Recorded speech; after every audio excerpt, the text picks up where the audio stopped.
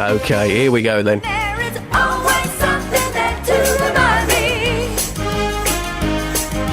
Always something there to remind me. I was born. Well, our next guest this morning is one of the most successful and popular female singers of all time. You'll always be a part of me. Talking about Sandie Shaw, of course. She is back and she's singing the soundtrack to this film. It's called Made in Dagenham, which is all about the famous Equal Pay Forge strike back in the 1960s. It's a great story and she is heavily involved. Oh, lovely, really inspiring. I love them. I met them last week, all the women that were actually involved in the strike.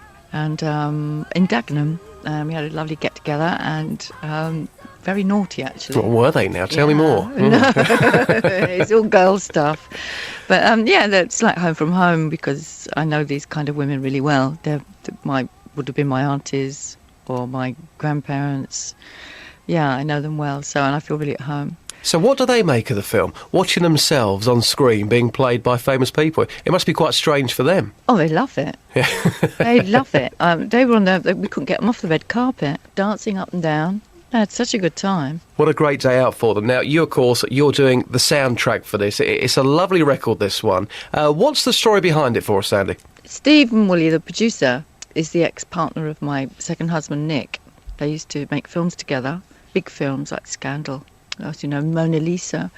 And they got Oscars together. Used to go to Hollywood together to the Oscar ceremonies, which was rather exciting. I bet it was. Anyway, so we go back a long time. So Steve was always looking for the right film for me to put my voice onto. So as soon as he got this subject material, he immediately came to me because he knows about my background. And he's a fan. It's a very interesting time for you because we haven't seen you for quite some time. You, of course, are back with the soundtrack. You did your first gig in I don't know how many years recently. It's a very exciting time for you right now, isn't it? Yeah, I love doing Vintage Goodwood. I had lots of other women I invited on with me to sort of reclaim songs that men had usually been associated with. And it was challenging, I think, for a lot of them because I asked them to was concentrating on the sounds of their voices and what I thought they personally represented, and tried to pick material that would stretch them a bit. It was such a great experience, and all of us are still in touch, and we're going to have a big reunion again soon. Well, that's good. So what does this actually mean then? Because you've done the soundtrack, you've done this gig. It sounds to me like you're very much back for good. What's coming next for you? I have absolutely no idea. I've been absolutely inundated with stuff. It has taken me completely by surprise. I'm absolutely bloody exhausted, I can't tell you, and been nagged silly about doing something again. And to be quite honest, it's been such an easy thing to do. Going in the studio just felt so easy. It's like it's my job. It's what I do. You know, I'm a pop queen. It's so easy. And the reason I've been quiet is because I've been actually exploring, you know, my business capacities and my brain. You know, went to university and became a psychotherapist and exploring those parts of myself. But I actually reached a point where I thought, why don't I just enjoy the things that come easily? And, you know, because it's not, I'm only going to have, a limited amount of time where I can look this good and sound this good, and I will really, really regret it if I don't take advantage of it. And that's kind of the message that I'm getting from myself and from other people seems to be, it gives me so much pleasure that you're here, Sandie, and just the looks on their faces, and it's so nice to be able to give that to someone. Well, people have grown up with your music, and it wasn't just the top 10 records that you had, it was Eurovision, of course, as well, and I'm sure we've got a number of people listening right now who are watching on that very evening when you won. Some people can be quite negative when it comes to comebacks. Some people would say they're only coming back because they've run out of money. What would you say to those people? I wouldn't bother listening to them. It's stupid. There is no money in music anymore. It's the worst. If you want to make money, you do not go into the music industry. It's the worst career move to make. However, if you love music, it gives you joy, and other people are inspired by it. I'd prefer to do that. You know, I am a great businesswoman. I can make money any way that I want, but I actually can only really enjoy myself comfortably in this way. I think it's just ignorance that would make people say that.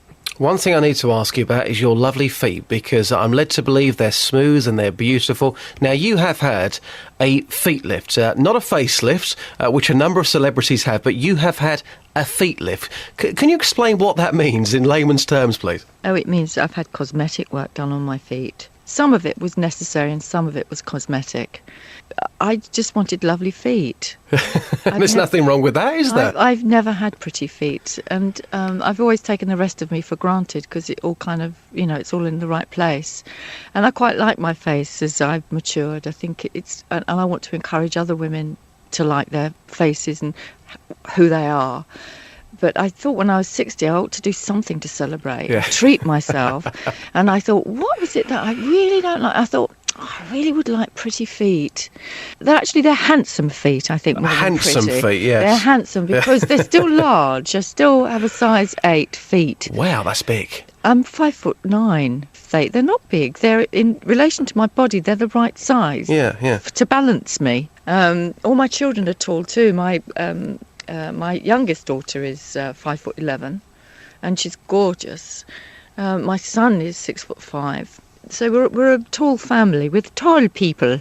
So does this go back to the 1960s then? Because we, of course, know you for singing on programmes such as Top of the Pops with no shoes on. Was that because you always hated your feet, you never felt comfortable in shoes, but now you've had the surgery, you do feel comfortable? I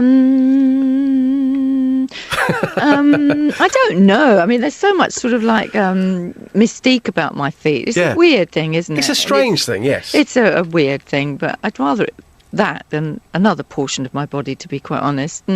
And for me to be able to, it's essential kind of thing. It feels good. It feels good to be barefoot. For me, it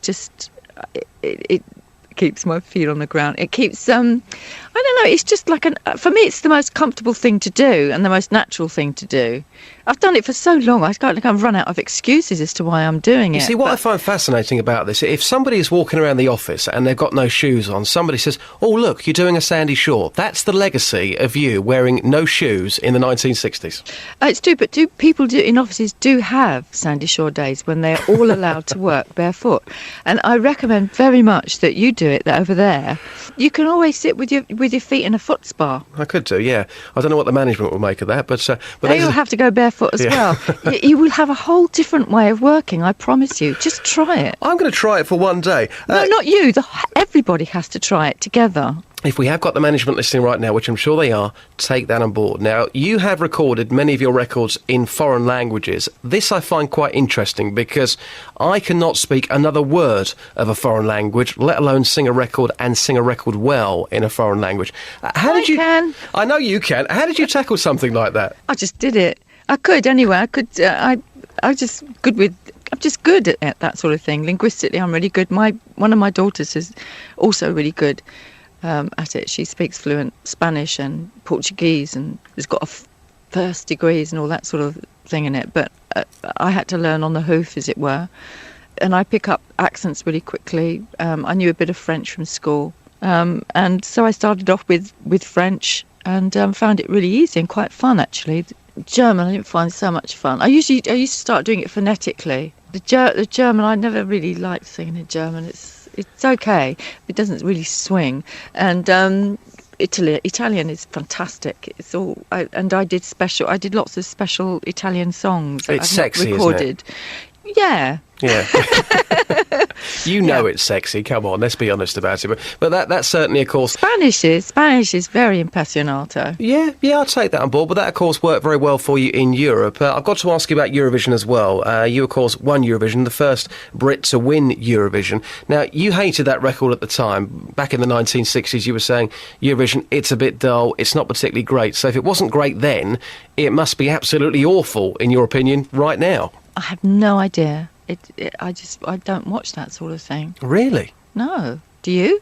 Sometimes. No, I think they should take it off. But when was the last time you sat down to actually watch Eurovision, though? I never have. Never? No. Even the year after you won it, you didn't think to yourself, no. I'll just give it a quick watch, see who's going to win it this year? No. Why? Well, I thought you might have done because you won it. You might be interested to know who won it the year after, but you've always thought it was that bad. I think I had to go to the one the year after to give the prize to the next person. And that was as far as it went for you? Yeah. Sorry. Well, no, it's interesting that you say that. To be quite honest, I love the idea behind it. In that after the war, they all got together, the European countries, to find a way of getting together based on something creative and that was constructive instead of, knocking the out of each other. And this was the idea that they came up with. And the actual principle of it, I think, is fantastic, and I think could be worked on now to create a new show that's actually more relevant to today. But apart from being sort of a laugh for gay people, I can't see it's the thing that they're doing now means anything. I'm sure it makes a few people happy, but as far as the BBC are concerned, it doesn't get the audiences. No, that's true. So it must mean that it doesn't. So everybody seems to be in agreement with me. But I actually do think that the principle behind it is really, really important. I really do. That to have some way of bringing Europe together once a year for a cultural event, I think it is great. It just needs to be rethought, that's all. Do you know what I like about you, Sandie? You tell things the way they are. You don't beat around the bush. You get to the point. And so many people would say, oh no, I absolutely love Eurovision. I won it back in the 1960s and I still watch it every year, but you're honest. And I like that. Just finally, you're on husband number 3 now. In your autobiography, some very, very honest stories about what happened between you and Jeff Banks. And from what it says in the book, he went off with the money. I mean, you must still have nightmares about something like that, surely. I always used to fantasise that, I know it's fantasy now, I actually thought it was real that he would one day pay me back. But it's never happened, obviously. No, it hasn't. And, he makes all this money, he's never bothered to pay me a penny back. But the funny thing is that when one of my daughters got married, he had a big wedding, which I obviously had to attend. He, as the father of the bride, he did it. And I kept going around saying to people, are you enjoying that wine? And they say, yeah. I said, I paid for that. Oh, I love your honesty. I love it. You are cheeky, you are. And here's a little fact for you. Not that you're really going to be that interested in this fact, but your second husband, he gave my dad his job back in 1980 at Virgin, and he's still working for the company to this day. There you go. Wow. Nick is doing really well. He's one of my best friends, actually. He is chairman of the European Film Foundation, and also he runs the Film and Television School, the British Film and Television School in Beaconsfield, just outside London. So, and obviously we've got 2 kids together, and we get on really well. That's really nice to hear. Yeah. Really, really nice to hear. Husband number 3, just to reassure you, I am sticking. Yeah. I'm so sticking. I really found the right man now. Fantastic. Sandie Shaw, thank you so much for your time today. I know that you are going to be joining us again tomorrow on Schools Out, where you are going to be picking some of your favourite songs of all time. I'm delighted to see you back, because some people, when they come back, you think, oh, here we go again. But the record you've produced is actually excellent. And what I like about it, it's all linked in. Yes, you've had lots of offers over the years, but you are a Dagenham girl. The film is all about Dagenham. You work there as well, so it all fits in very nicely. So I don't think personally there can be any negativity at all about what you're doing right now. There just can't be, can there? I haven't experienced any, to be quite Exactly. honest. And we want to see you back making some new material. Is that going to happen? Yes or no? Come on. I'm going to have a very, very busy next year. You just wait and see. Fantastic. It's great to see you back. Sandie Shaw, thank you so much for your time. Thank you. Have a fabulous weekend. All the best now. Bye.